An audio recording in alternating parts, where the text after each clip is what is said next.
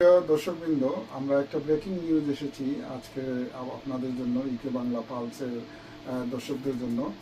ব্রিটেনের প্রধানমন্ত্রী sir Keir Starmer আজকে পদত্যাগ করেছেন এবং আমরা পেতে যাচ্ছি গত 10 বছরের মধ্যে আমাদের সপ্তম প্রধানমন্ত্রী আগামী সেপ্টেম্বরে।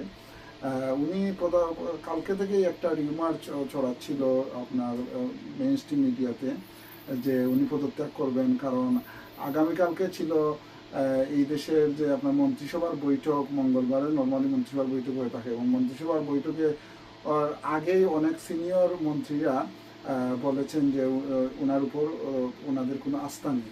তাই আমরা আশা করেছিলাম, যেহেতু উনি কালকে চেকার্সে ওনার ওয়াইফের সাথে ওনার ব্যক্তিগত মিটিংয়ে ছিলেন এবং ওনার যত সিনিয়র মন্ত্রীরা ছিল সবাই কিন্তু ওনাকে না করে দিয়েছেন যে ওনার উপর ওনাদের কোনো আস্থা নাই।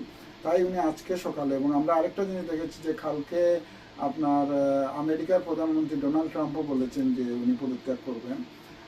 এর জন্য মোটামুটি নিশ্চিত ছিল যে উনি আজকে পদত্যাগ করছেন, কিন্তু আমরা এই খবরটা আজকে শুনতে পেলাম যে উনি পদত্যাগ করেছেন এবং পদত্যাগটা খুবই দ্রুত হবে।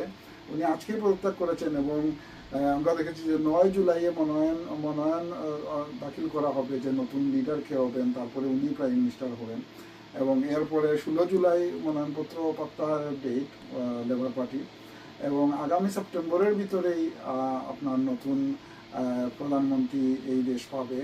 এবং আপনারা জানেন যে লেবার পার্টি ক্ষমতা নিরঙ্কুশ সংখ্যাগরিষ্ঠতা নিয়ে ক্ষমতায় আসার পরে আপনার অনেক জনগণ অসন্তুষ্ট ছিল এবং এর ফলে সারা দেশেই একটা আপনার ব্যবসায়ী বলেন অথবা ধরেন আপনার চাকরিজীবী বলেন, সবার মধ্যে একটা অসন্তোষ ছিল, বৃদ্ধরা বলেন। এর জন্য উনি আসলে পদত্যাগ করতে ব্যর্থ হয়েছেন। এবং ব্রিটিশ রাজনীতির আরেকটি ভালো দিক হচ্ছে গিয়ে, আমরা যখন কালকে বিভিন্ন মেইনস্ট্রিম মিডিয়াতে দেখছিলাম যে আপনার প্রোগ্রাম, উনি প্রধানমন্ত্রী একটা জিনিস বলেছেন যে উনার নিজের স্বার্থের আগে দেশের স্বার্থটাই বড়। তো এইটা আসলে ব্রিটিশ রাজনীতির খুব একটি ভালো দিক এবং আমরা আমাদের সাথে থাকুন, আমরা আরও ভালো ভালো ইনফরমেশন নিয়ে আপনাদের কাছে আসবো। ধন্যবাদ।